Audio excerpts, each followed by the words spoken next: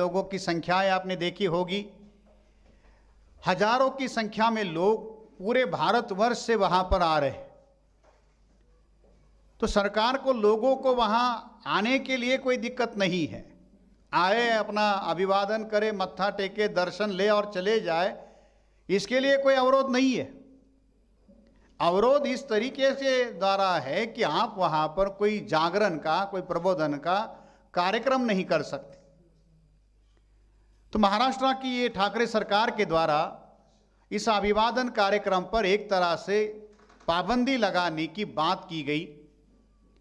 जो ऑर्डर महाराष्ट्र सरकार के द्वारा निकाला गया वो सोशल मीडिया में हमने जानबूझकर डाला था ताकि महाराष्ट्र के लोगों को हकीकत पता चले कि सरकार किस तरीके से काम कर रही है। आपको याद होगा कि 2 साल पहले फडणवीस की सरकार थी और फडणवीस की सरकार जो पेशवाओं की सरकार, हम लोग ये कह सकते हैं कि वो अपने आप को पेशवाओं का वारिस मानते थे, अपने आप को गौरवान्वित महसूस करते थे कि हम पेशवाओं के वारिस है, उनके वंशज है। और वो भी यही चाहते थे कि भीमा कोरेगांव का जो वास्तविक रण संग्राम है, वास्तविक संघर्ष है, ये लोगों को पता ना चले।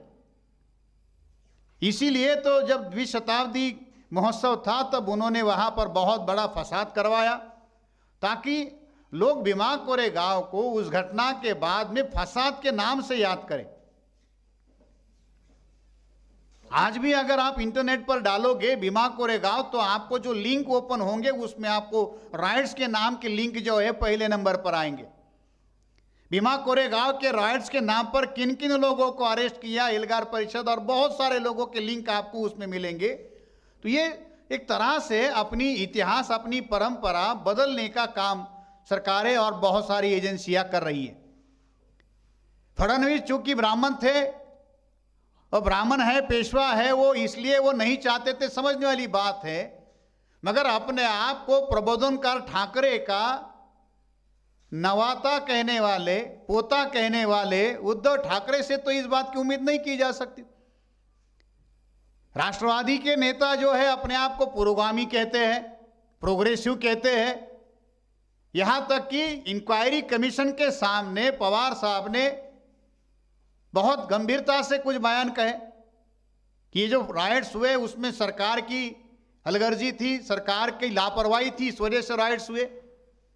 तो ये उम्मीद उनसे हो सकती थी कि वो इस कार्यक्रम का बढ़िया संचालन करे, बढ़िया से लोगों को वहां पर आने की व्यवस्था करे और ज़्यादा से ज़्यादा वो हकीकत लोगों के पास जाए। मगर ऐसी कोई कोशिश उनके द्वारा वहां पर की हुई हमको नहीं मिली, बल्कि उन्होंने तो उसी तरीके से उसको रोकने की कोशिश की। उस ऑर्डर को अगर आप पढ़ोगे तो उसमें खाने पीने के स्टॉल ना हो, किताबों के स्टॉल ना हो,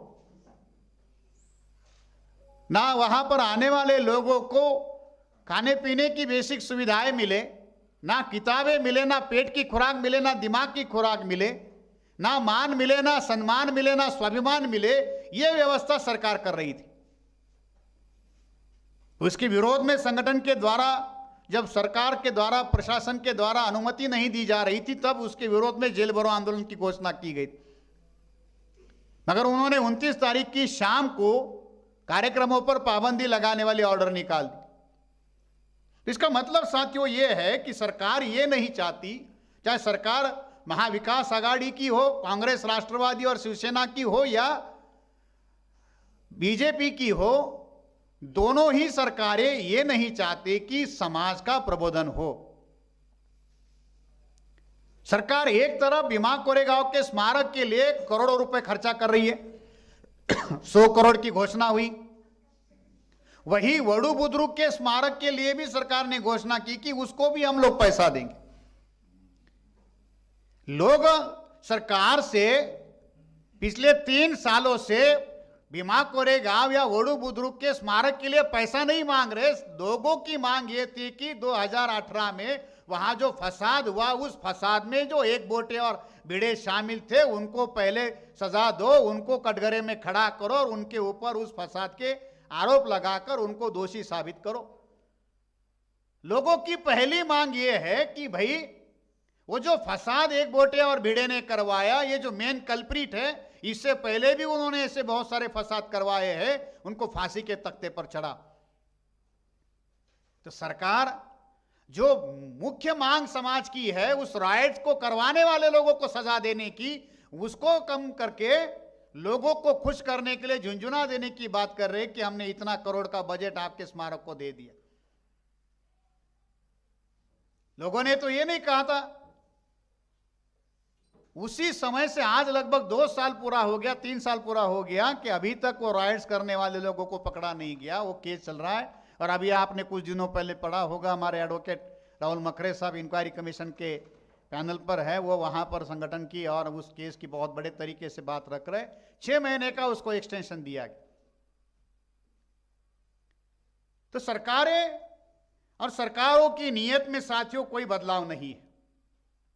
ना हमको सरकार की नीति पर ना उसके नीयत पर भरोसा है। इसलिए वो जो वहां पर जो हुआ है, वडू और भीमा कोरे गांव, कोई ज्यादा अंतर नहीं है साथियों, केवल 3 किलोमीटर का अंतर है। मगर ये 3 किलोमीटर का जो फासला है, ये अगर सही तरीके से समझा नहीं गया तो वो दुश्मन इसका आधार लेकर बहुजन समाज का, जो बहुजन समाज महाराष्ट्र में या देश भर में है, उसको तोड़ने में, उसके अंदर मतलब जो है गलत इतिहास का प्रचार करके उसको तोड़ने में, उसको विभाजित करने में सफल हो रहा है।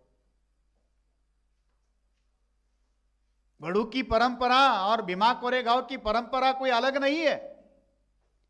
यही बात लोगों को समझाने के लिए साथियों संगठन ने लगातार प्रयास किए। 2017 से 2018 तक लगभग पूरे भारत में और भारत के बाहर भी, विदेशों में भी 50,000 से ज्यादा कार्यक्रमों का आयोजन किया था। और सब्जेक्ट भी वही बनाया था कि छत्रपति संभाजी महाराज की हत्या मुगलों के द्वारा की गई। 11 मार्च 1689 को छत्रपति संभाजी महाराज की हत्या हुई। और उसके साथियों कुछ दिनों के बाद में महाराष्ट्र में पेशवाओं का राज आता है। संभाजी महाराज की हत्या होने के बाद महाराष्ट्र में मुगलों का राज आया। ना ही मुगलों ने अपने तरीके से किसी शासक को वहां पर अपॉइंट किया, मगर संभाजी महाराज की हत्या के बाद में पेशवाओं का राज आया। और साथियों लगभग 100 साल इस महाराष्ट्र की भूमि पर, इस पूना की भूमि पर छत्रपति शिवाजी महाराज के राज को खत्म करके पेशवाओं ने राज किया। 1670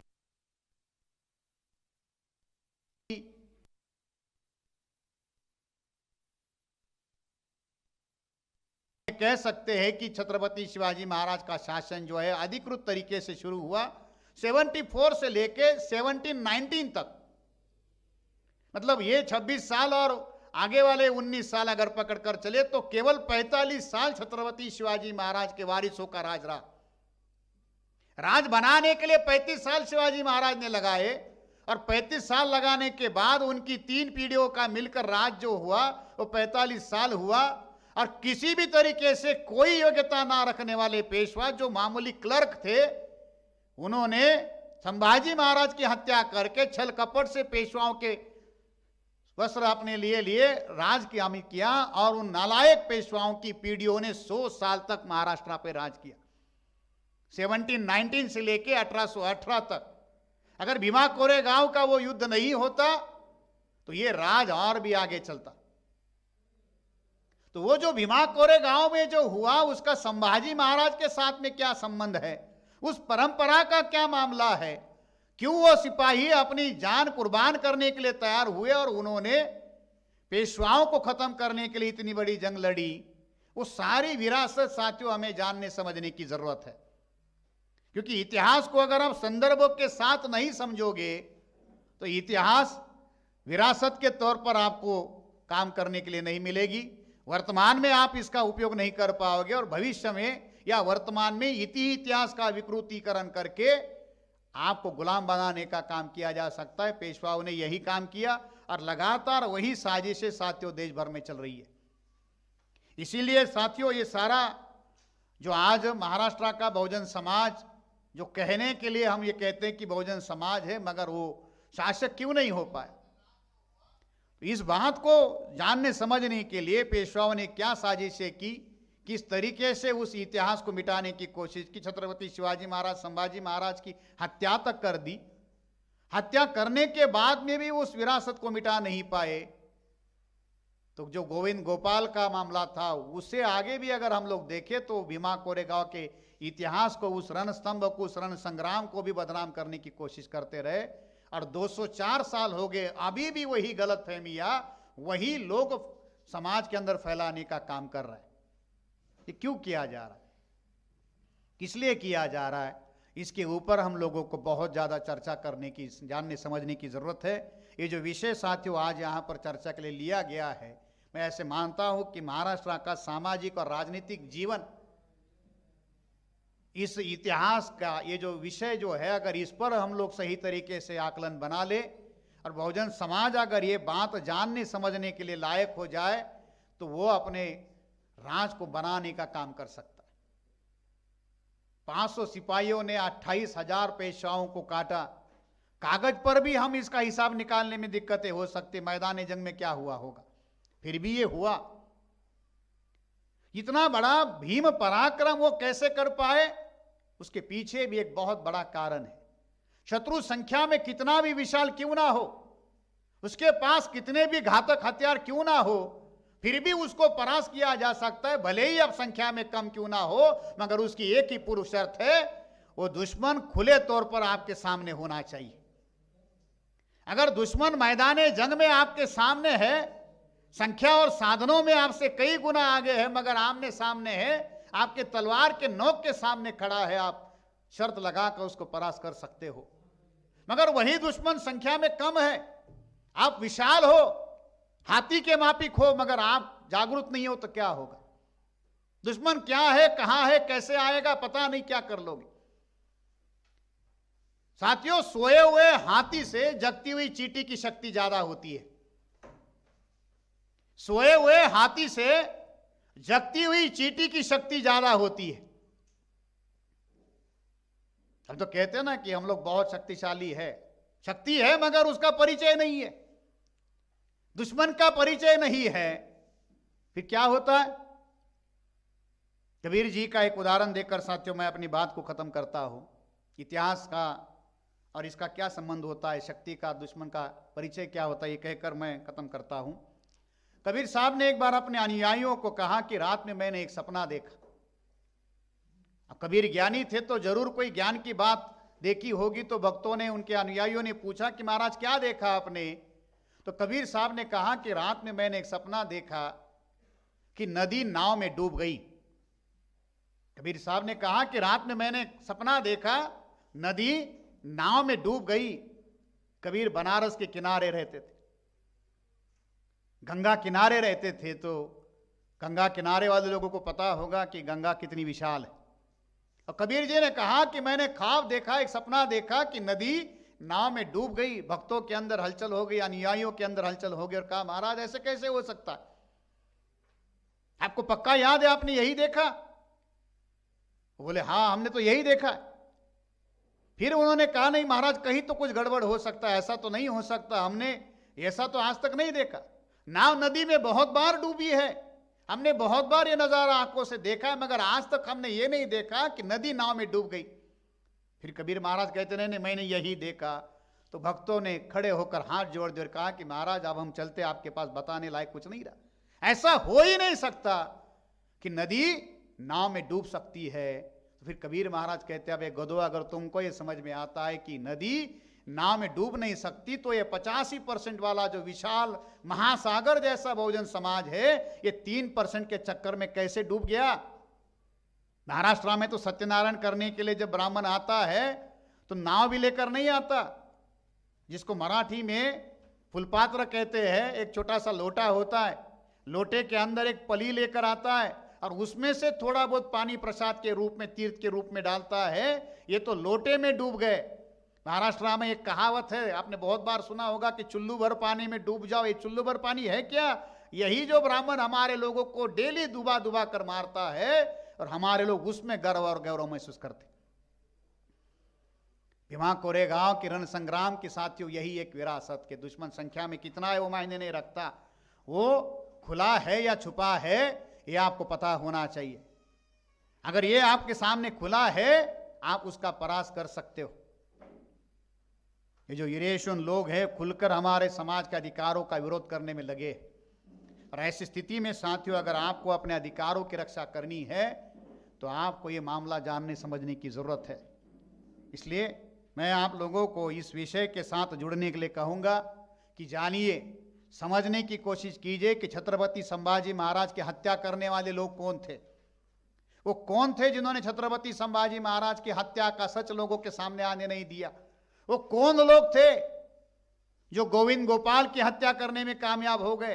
वो कौन लोग थे जिन्होंने महाराष्ट्र में पेशवाई लाई। वो कौन लोग थे जो आज भी लोकतंत्र होने के बाद में भी मराठा और बहुजन समाज के लोगों को अपने हक अधिकारों से वंचित कर रहे।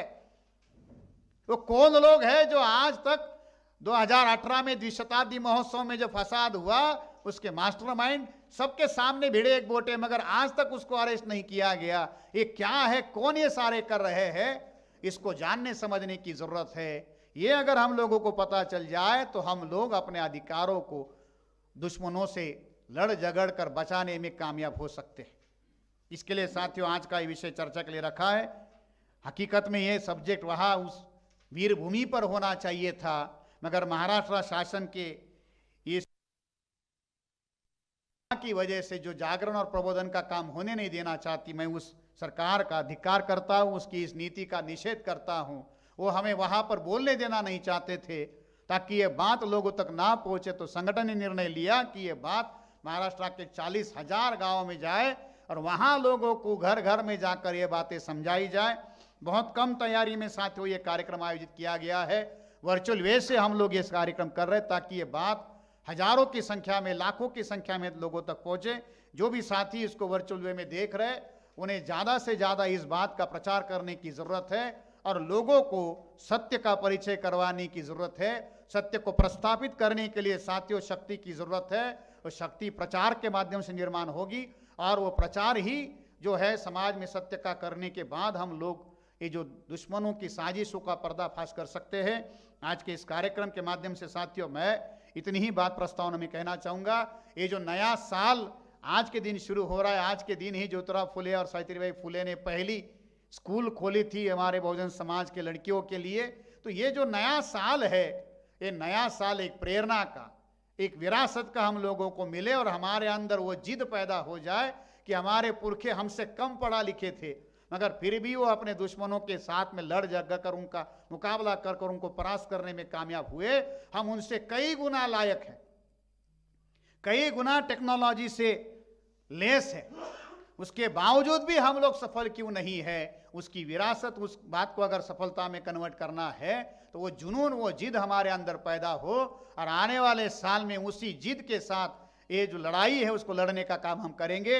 इसी आशा और उम्मीद के साथ साथियों मैं मेरी बात यहाँ खत्म करता हूँ। मैं संगठन का बहुत ज़्यादा शुक्रिया अदा करता हूँ कि उन्होंने मुझे इस मंच पर प्रस्तावना करने का मौका दिया। धन्यवाद। जय मूल निवासी, जय भारत।